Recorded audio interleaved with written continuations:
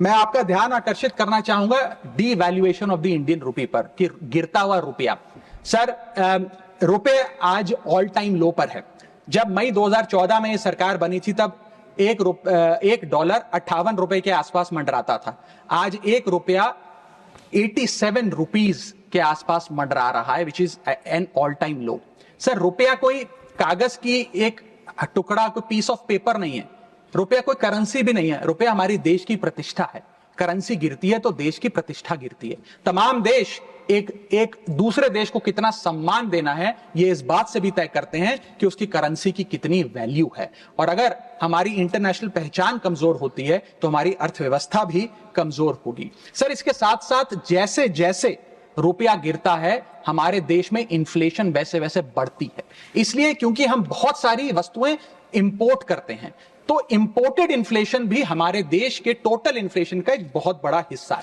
मैं आपको उदाहरण के तौर पे बताना चाहूंगा सर कि मान लीजिए एक शर्ट हम अमेरिका से खरीदते थे 74 रुपए की पिछले साल, क्योंकि एक डॉलर 74 रुपए का था।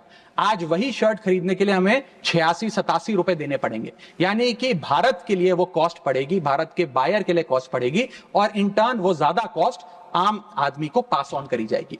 सर 5 प्रकार की इन्फ्लेशन बढ़ रही है क्योंकि डॉलर बढ़ रहा है और रुपया गिरता जा रहा है, रुपये न्यूनतम स्तर पे आके खड़ा हुआ है। पहला है फूड इन्फ्लेशन।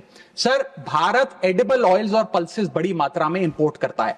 भारत की खपत का 56% एडिबल ऑयल हम इंपोर्ट करते हैं और भारत की पल्सेस की कंजम्पशन का 15% क्वांटिटी हम इंपोर्ट करते हैं। जब इतनी बड़ी क्वांटिटी में हम ये चीजें इंपोर्ट करते हैं तो अगर रुपया गिरेगा, डॉलर कमजोर होगा तो हमारा फूड इन्फ्लेशन बढ़ेगा। दूसरा इन्फ्लेशन जो बढ़ेगा वो है एनर्जी इन्फ्लेशन। सर हम अपने क्रूड ऑयल यानी कि पेट्रोल, डीजल और जेट फ्यूल्स जिसे मैं कहूं उनको इंपोर्ट करते हैं। 85% भारत की जितनी खपत है उसका हम क्रूड ऑयल इंपोर्ट करते हैं अन्य देशों से। उसके अतिरिक्त कोल और नेचुरल गैस भी इंपोर्ट करते हैं।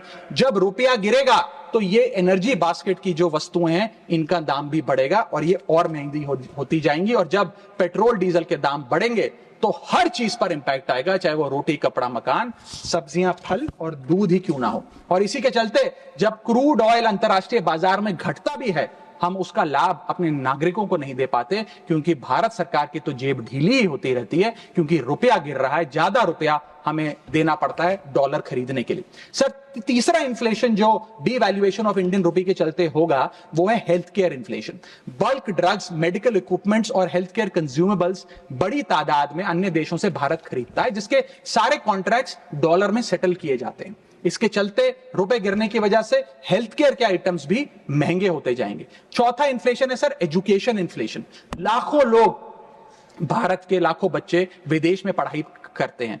माँ बाप कमाते तो रुपए में हैं लेकिन ट्यूशन फी, अकोमोडेशन फी, लिविंग एक्सपेंसेस, ये तमाम चीजें डॉलर में खर्च करने पे मजबूर होते हैं। इसीलिए सबसे ज्यादा अगर किसी को हिट करेगा ये डीवैल्यूएशन ऑफ द इंडियन रुपी तो उन लोगों को करेगा जो विदेश में पढ़ रहे हैं। सर आज से 4 साल पहले एक संपन्न परिवार अगर अपने बच्चे को यूनाइटेड स्टेट्स ऑफ अमेरिका में 4 साल का अंडर ग्रेजुएशन कोर्स कराने के लिए भेजता था तो करीब करीब 1 करोड़ रुपए का खर्चा आता था। आज क्योंकि डॉलर इतना मजबूत और रुपया इतना कमजोर हो गया है ये अमाउंट बढ़ के 2 से 2.5 करोड़ रुपए हो गया।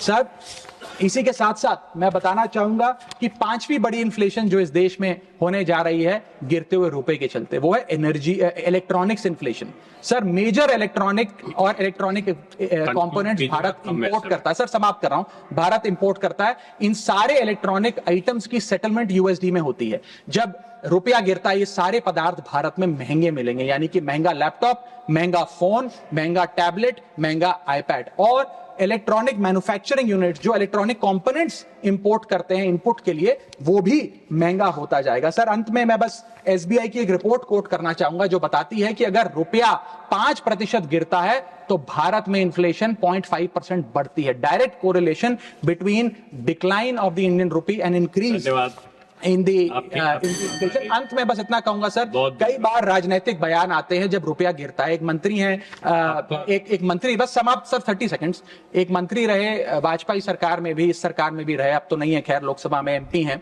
उन्होंने एक बयान दिया था जब रुपया गिरा था। उन्होंने कहा था the worth of the Indian rupee against the dollar was equivalent to Rahul Gandhi's age when UPA came to power. Today it is equal to Sonia Gandhi's age and very soon it will touch Manmohan Singh age. Sir आज लोग वो कहाँ हैं? आज क्यों नहीं बयान देते? आज रुपए पे क्यों नहीं चिंता करते? अब कोई ध्यान क्यों नहीं देता? रुपए पर बयान क्यों नहीं देता? रुपया तो हर दिन गिर रहा है, अब कोई रुपए पे गिरते रुपए पे ज्ञान क्यों नहीं देता? ये मैं पूछना चाहूंगा। बहुत बहुत शुक्रिया, थैंक यू।